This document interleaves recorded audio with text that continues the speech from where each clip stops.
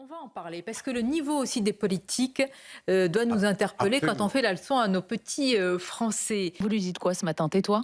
Oui, ferme ta gueule. Alors, je demande à Sophie Audugé son avis. Sophie va nous parler du niveau des élèves. Ici même, et partout d'ailleurs, on s'indigne du niveau des... Mais je vous assure, mais quel exemple! Mais je veux dire, on peut trouver... Et pour moi, c'est un signe même d'impuissance de ne pas trouver autre chose, de ne pas avoir un argumentaire plus articulé pour combattre. Oui, d'autant que Gérard Larcher ne parle pas au nom de Gérard Larcher. Hein. Il est président du Sénat, donc c'est quand même important de replacer l'autorité des institutions. Qu'après, au sein d'une discussion, des intervenants, des chroniqueurs, des hommes politiques puissent avoir une certaine liberté de ton, pourquoi pas, mais enfin là c'est quand même le président du Sénat et je pense qu'il est aussi en représentation des institutions. Après je vous rejoins complètement, il y a une question du juridique dans cette histoire-là, c'est-à-dire qu'on a le sentiment quand même d'une impunité par rapport à ce que fait M. Mélenchon en permanence, c'est-à-dire qu'il est toujours en dehors à la limite où il passe la ligne rouge et il n'y a aucune conséquence juridique. Vous savez qu'à la fin, il est malin, tout dire, c'est pas pour rien. Oui, non, absolument, mais après je pense aussi que le fait qu'on en fasse une polémique, finalement, lui sert. Et je pense que c'est un peu... Mélenchon n'a jamais été condamné pour incitation à la haine raciale. Vous avez raison. Sophie Audugé, qui est déléguée générale SOS Éducation, va plonger dans l'étude PISA, ce qui n'a pas été forcément relevé hier concernant les élèves. Très intéressant, on va parler de discipline, d'égalité ou plutôt d'inégalité de choc des savoirs. Mais tout d'abord, la méthode... Je ne sais pas s'il faut l'appeler ainsi, singapourienne, pour réconcilier, et c'est un défi, les Français et les maths. En quoi ça consiste? Parce que les Singapouriens sont les petits champions du monde des mathématiques. Très très fort. Gabriel Attal voudrait s'en inspirer et éprouver cette méthode pour la France. Alors, vous avez un avis sur cette méthode-là en particulier? Oui, non, mais ça, c'est pas une méthode nouvelle, voilà. Si je puis me permettre. C'est le principe de la manipulation. Ça suit les connaissances des neurosciences, c'est-à-dire qu'on s'ajuste au développement cognitif de l'enfant. Enfin, je veux dire, donc rien de nouveau? Non. D'accord, mais on peut le développer davantage. Mais ce qui est très marquant quand même dans ces annonces de Gabriel Attal, c'est le fait qu'il prend une position ferme pour dire « je vais imposer une méthode pédagogique dans un enseignement », ce qui aurait été inenvisageable avant. Je rappelle qu'un certain nombre d'associations, notamment SOS Éducation, s'étaient positionnées il y a 20 ans pour défendre la méthode d'apprentissage de la lecture syllabique. On avait entendu des hurlements de partout avec la liberté pédagogique des enseignants.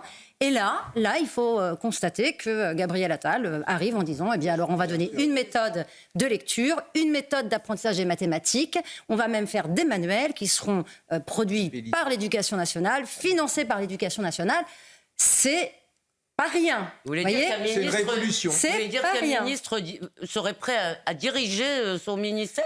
Non, mais... Alors, mais attendez, on peut se jouer de ça, mais c'est pas si simple, parce qu'un ministre n'a pas nécessairement besoin de rentrer dans ce détail. Mais c'est encore un autre sujet. Mais je voulais vous poser une question sur cette méthode, justement, parce qu'on voit qu'on part d'un phénomène concret, je suppose pour des enfants assez jeunes. J'imagine qu'au 4e, on est déjà passé peut-être à autre chose.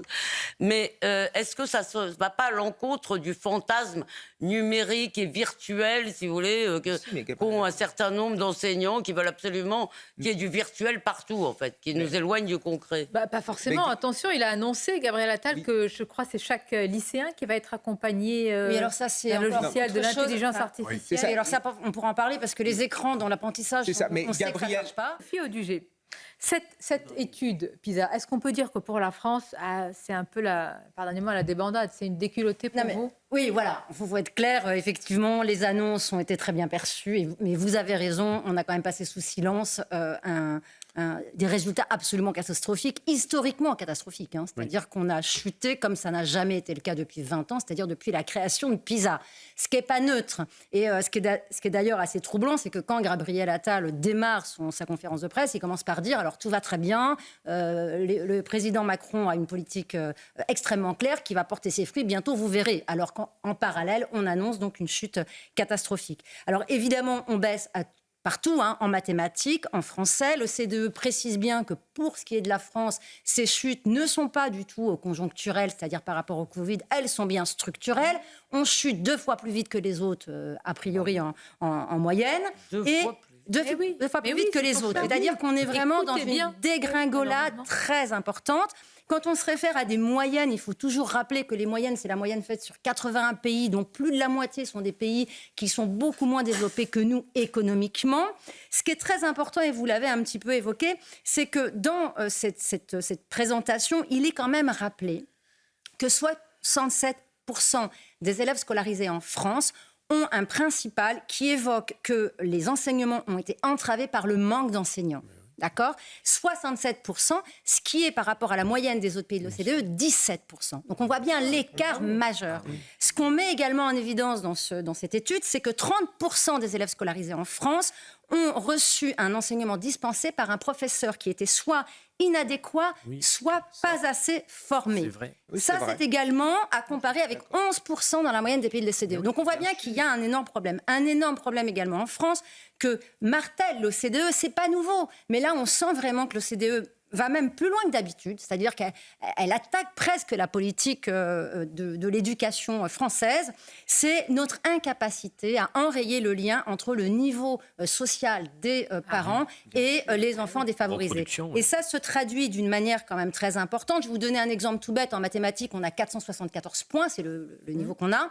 Eh bien, il va y avoir 113 points d'écart entre des enfants venus de milieux favorisés et des enfants en milieu défavorisés. Tout ça après 40 ans de politique égalitaire. Absolument. Alors, un autre, je trouve, exemple qui est très marquant, c'est que les élèves défavorisés en France ont le niveau des élèves de Moldavie ou du Kazakhstan, alors que les élèves favorisés en France ont le niveau des élèves de Singapour et de Corée, c'est-à-dire les meilleurs du monde.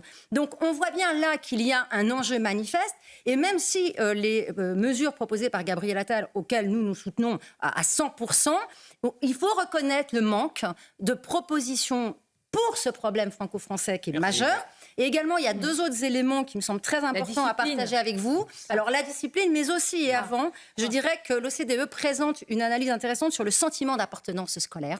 Et le sentiment d'appartenance scolaire dans les autres pays se traduit par une corrélation avec le sentiment d'être soutenu par ses professeurs, aidé par ses professeurs, ce qui n'est pas le cas en France. En France, les élèves se sentent pas assez soutenus, les professeurs ne leur disent pas assez quand ils font des progrès et ne les soutiennent pas.